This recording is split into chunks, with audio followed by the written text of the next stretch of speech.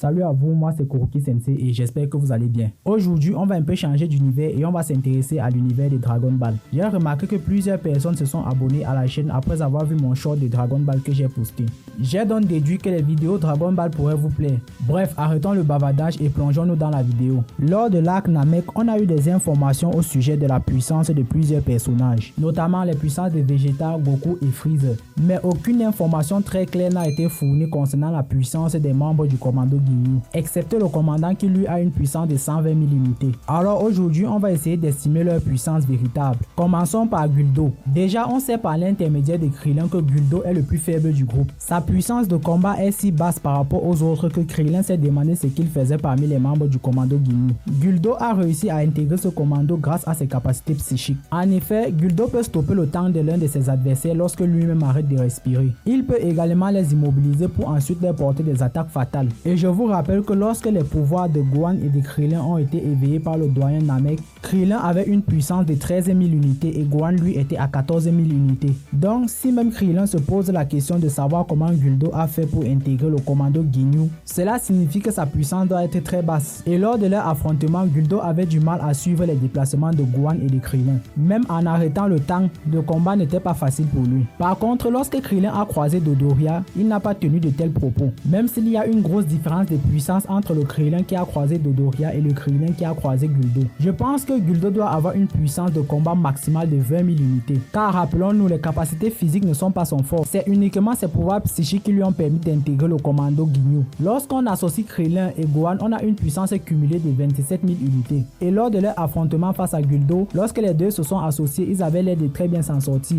Et si Guldo n'avait pas utilisé ses pouvoirs psychiques, il n'aurait eu aucune chance de leur battre. Et rappelez-vous, lorsque le commandant du commando Ginyu a changé de corps avec Goku, il avait une puissance de 23 000 unités. Et lui, contrairement à Guldo, avait une excellente capacité physique. Et même avec ça, il s'est fait dominer par Gohan et Krillin. Et petite précision, ce Gohan était encore plus fort que le Gohan qui se tenait face à Guldo. Et lorsque j'essaie un peu d'analyser, je ne vois pas Guldo arriver à battre le commandant du commando Ginyu, même avec 23 000 unités en termes de puissance. Donc je pense que ces 20 000 unités en termes de puissance, c'est largement mérité. Maintenant, passons à l'analyse de la puissance de Jeice, Rikom et Butter. Déjà, lorsque Vegeta a concentré sa force, Jeice a dit que la puissance de Vegeta venait de dépasser les 30 000 unités. Donc je pense qu'on pourrait situer Vegeta avec une puissance de 32 000 unités au max. Et avec sa puissance de 32 000 unités, il ne faisait pas le poids face à Rikom. D'après le dictionnaire de Dragon Ball, la puissance de Goku lors de son arrivée sur Namek était de 90 000 unités. Ça, c'est sans l'utilisation du Kaioken. Et ce Goku a battu Rikom très facilement et ensuite il a humilié Jeice et Butter.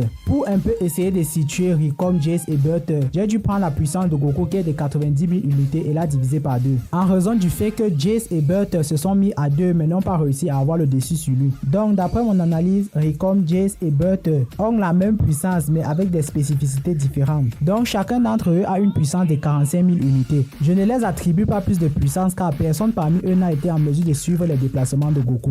Même Vegeta qui venait de se faire soigner arrivait à suivre les déplacements de Goku, ce qui n'était pas le cas pour eux. Donc à ce moment-là, même Vegeta était déjà plus fort que eux. En termes de puissance, je situe Vegeta à environ 200 000 unités. À cet instant-là, la puissance de Vegeta par rapport aux autres était déjà extrêmement grande. Et rappelez-vous, lorsque Jeice a regardé la puissance de Vegeta dans son détecteur, il était tellement choqué qu'il a dit que son détecteur avait un problème et l'a détruit. Si la puissance de Vegeta était de 80 ou de 100 000 unités, Jeice n'aurait pas réagi de la sorte. Pour qu'il réagisse de la sorte, il faudrait que la puissance de Vegeta ait drastiquement augmenté. De plus, il a battu Jeice très facilement. Et même le commandant du commando Ginyu qui avait une puissance de 120 000 unités ne faisait plus le poids. Bon, il est vrai que lui, son cas est à part car il était blessé. Et même s'il était blessé et que sa blessure a beaucoup diminué ses facultés, ce qui est sûr, il n'avait pas une puissance inférieure à 80 000 unités. Entre son max à 120 000 et sa blessure à 80 000 unités, il perd 40 000 unités de puissance. Donc Vegeta a roulé sur un adversaire avec une puissance d'environ 80 000 unités. Et contrairement à Goku qui lui avait du mal à se déplacer avec le corps du commandant du commando Ginyu blessé,